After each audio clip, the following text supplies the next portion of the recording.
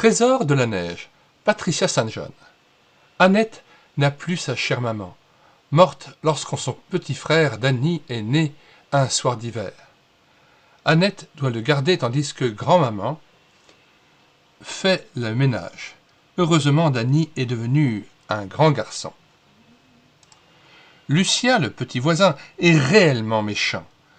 Mardi dernier, il a heurté Annette avec sa luge et elle est tombée dans la neige. Ses livres et cahiers ont été mouillés. Hier, Lucien a démoli d'un coup de pied le bonhomme de neige de Danny. Puis il a piétiné les fleurs que Danny avait ramassées pour l'anniversaire d'Annette. « Tiens, vois ce que je fais à tes fleurs. » Le méchant, je veux lui régler son compte, je le déteste. « Tiens, attrape ça, attention à la prochaine. »« Mes fleurs !»« Je jette ton chat dans la rivière, hop !» Et Lucien a lancé le chat dans le torrent. Danny, qui aime beaucoup son minet, se précipite dans les rochers pour le sauver. Mais il glisse et va heurter une grosse pierre. « Il ne bouge plus, je l'ai tué, malheur, vite !» Lucien va se cacher dans le grenier. « Où donc est Danny ? Je suis inquiet. » Aussitôt, les soupçons se portent sur Lucien qui a disparu. On le découvre dans le grenier, et il doit avouer. « Qu'as-tu fait de Danny ? Parle donc !»« Il est à la rivière. »« Où est Danny ? » ?»« Je vais descendre jusqu'au torrent. Je vois le chat. » Le papa de Danny se laisse glisser. Soudain, il voit l'enfant. Il n'est pas mort, mais seulement blessé. « Où est mon chat ?» Tandis qu'on emmène Danny avec précaution, Lucien se sent plus seul que jamais. Danny a une jambe cassée et doit rester allongé. Jamais je ne pourrai pardonner cela à Lucien. Si tu ne pardonnes pas, tu ne pourras prier pour que Dieu guérisse ton frère, car il n'écoute pas ceux qui détestent quelqu'un. Alors, grand-mère, tu prieras. Je vais essayer de me venger. Annette, qui ne peut dormir, rumine des pensées de vengeance. Je raconterai tout à tout le monde. De son côté, Lucien, à l'école, on me détestera et personne ne voudra de moi. Laisse-le, il a voulu tuer mon frère. Méprisé de ses camarades, Lucien s'isole et va souvent dans les bois faire de la sculpture. Il rend visite à un vieux monsieur solitaire qui lui apprend à travailler le bois avec des outils, ce qui réjouit Lucien. Lucien et le vieux Joseph deviennent vite de bons amis. Lucien, sous sa direction, fabrique avec grand soin une arche qu'il destine à Danny. Une fois achevée, il la porte à Annette. « Voilà pour Danny. »« Quoi ? Tu oses venir ici ? Tu n'as pas honte ?» Furieuse, Annette a jeté l'arche qui s'est écrasée sur le sol. Les petits animaux se sont répandus devant la porte. Et un jour, passant devant la maison de Lucien, Annette voit le beau cheval qu'il a sculpté pour le concours de l'école. « Tiens, ton cheval est en miettes, ni vu ni connu. » Maintenant, Danny marche péniblement avec des béquilles. Soudain, il aperçoit sur le sol de petits animaux sculptés. Il en ramasse 1, 2, 3, avec grand-peine, puis se hâte vers Annette. « Vois les petits animaux que je viens de trouver. »« Oh, il n'y a pas de quoi s'extasier. »« Pourquoi ai-je fait tout cela ? Je suis si triste. » De retour à la maison, Lucien trouve son chef-d'œuvre en 1000 morceaux. Pourtant, il comptait obtenir le premier prix à l'école. Lucien est inconsolable. « Vois, maman, mon cheval est cassé. » C'est sûrement le chat qui l'a renversé. Et c'est Annette qui obtient le premier prix. Un jour, Lucien aperçoit Danny qui joue devant la porte. « Tu aimes ces animaux ? C'est moi qui les ai faits. » Lucien est allé raconter ses malheurs à son vieil ami des bois. « Qu'as-tu, mon petit ? On m'a cassé le cheval et j'ai perdu. Personne maintenant ne m'aimera. » Alors le vieux Joseph, pour consoler Lucien, lui raconte son histoire. « Il y a 20 ans, j'ai volé beaucoup d'argent et j'ai été mis en prison. J'ai un fils qui n'a pas voulu me revoir. Il est docteur, je crois, Les gens que j'ai volés sont morts, et je ne puis réparer mes torts. Pourtant, j'économise l'argent que je gagne en sculptant le bois. Un jour, j'espère donner une somme égale à celle que j'ai volée à quelqu'un qui est dans une grande peine. Et qu'est-ce qui vous a transformé? En prison, j'ai lu la Bible, et j'ai appris à croire en Dieu, ce Dieu qui a sacrifié son Fils pour me pardonner et faire de moi un autre homme. Il a changé mes sentiments et me rend capable maintenant d'aimer même ceux qui me méprisent. C'est merveilleux. Comme tous les dimanches, Annette se rend au culte. Le prédicateur parle de la naissance de Jésus. Il n'y avait pas de place pour eux dans l'hôtellerie. Il y a ici des personnes qui n'ont pas de place pour Jésus. Mais si je laisse entrer Jésus, il faudrait que je ne déteste plus Lucien. Je devrais lui dire que c'est moi qui lui ai cassé son cheval.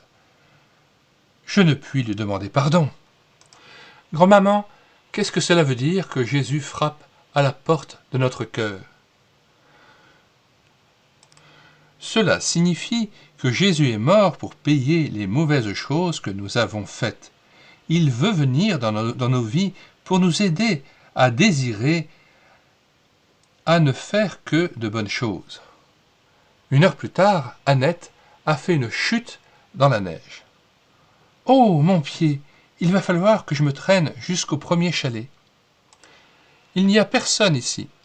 La porte reste fermée, alors Annette se souvient de Jésus frappant à la porte de son cœur. Une porte fermée comme celle du chalet. Soudain, « Au secours! Arrêtez-vous » Or, c'est Lucien. « Lucien, emmène-moi à la maison.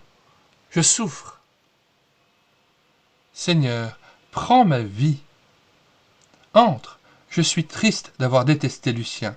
Aide-moi à l'aimer, à lui parler du cheval. Merci d'avoir envoyé Lucien. Amen. » Tu sais, Lucien, c'est moi qui ai cassé ton cheval, parce que tu as fait du mal à Dany. C'est oublié maintenant. D'avoir fait quelque chose de mal.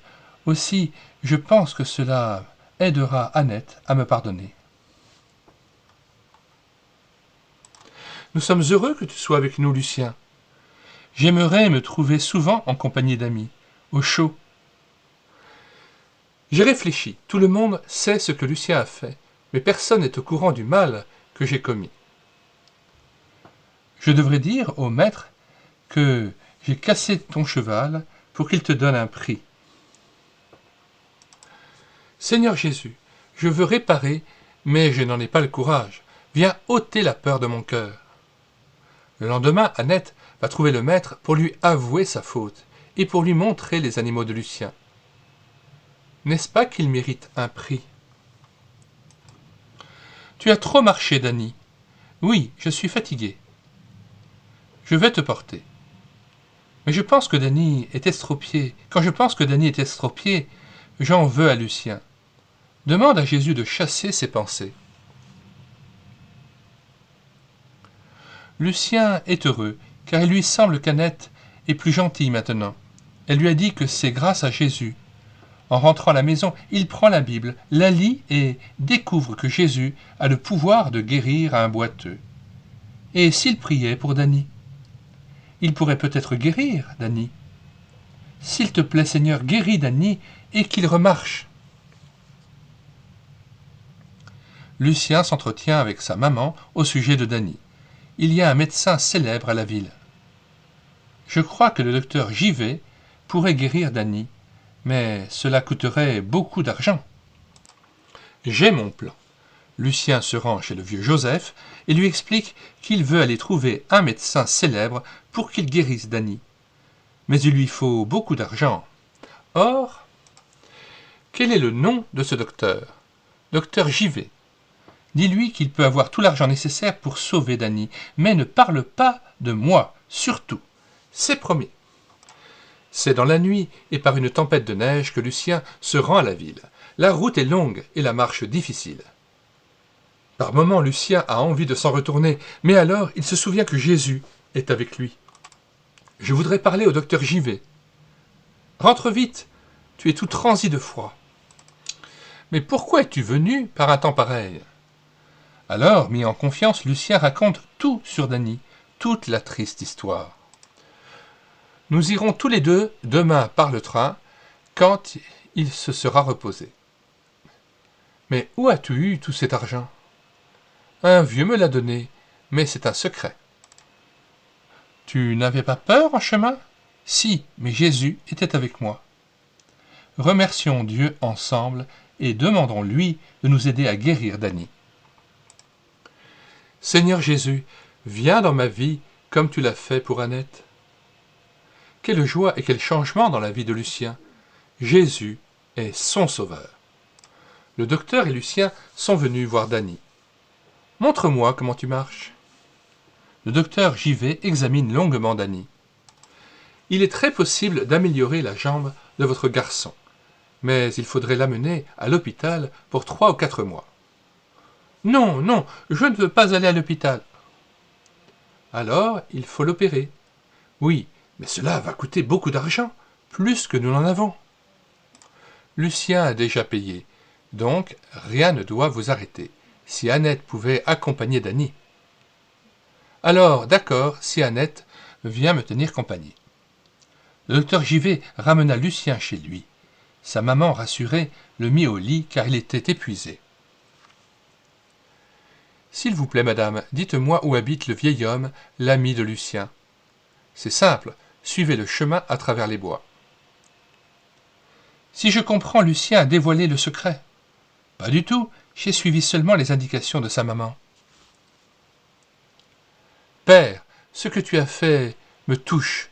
Réconcilions-nous et viens habiter chez nous. Tu ne dois plus vivre seul. » Le vieillard est le père du docteur JV. « Quand tu seras à l'hôpital, ce ne sera pas toujours facile pour toi. N'oublie pas que tu appartiens à Jésus. Dans toute difficulté ou chute, adresse-toi à lui, il te secourra. »« Oui, grand-mère, je m'en souviendrai. » Dany fut opéré avec succès. Lucien venait aider grand-mère et lui lisait les lettres d'Annette. « Avant de quitter le bois, je veux te donner ceci en souvenir de notre amitié. »« Oh, merci. Cette croix, je l'ai sculptée la nuit même où j'ai cru en Jésus. Veux-tu me lire cette lettre ? Elle dit que Dany revient demain avec Annette. »« Lucien, regarde, je peux courir maintenant. »« Bravo, mes prières ont été exaucées. » Fin du récit de Trésor de la neige de Patricia St. John.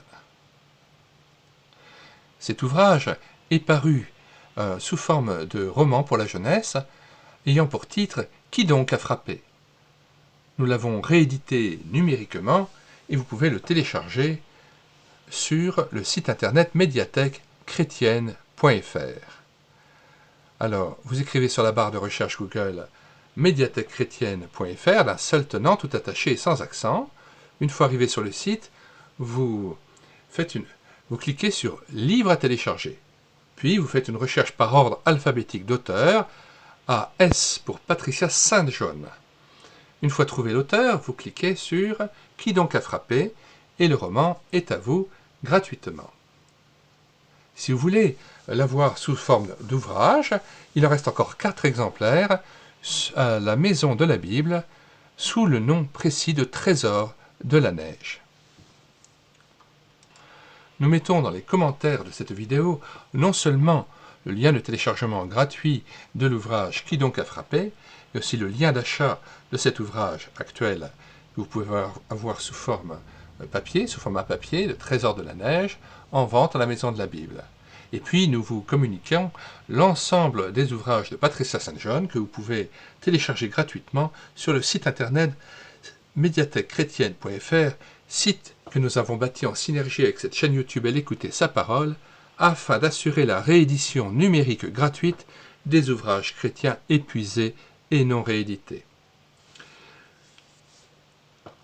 Nous en sommes à 1350 ouvrages dont nous avons assuré la réédition numérique.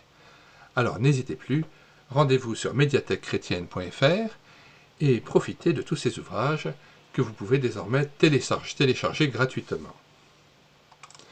Avant de nous quitter, nous vous invitons à vous rendre sur les playlists de cette chaîne YouTube et à voir toutes les autres BD tournesol que nous avons filmées avec caméra de document. Nous en sommes à 80 BD tournesol lus et filmés. Nous vous disons au revoir et à bientôt pour une prochaine vidéo.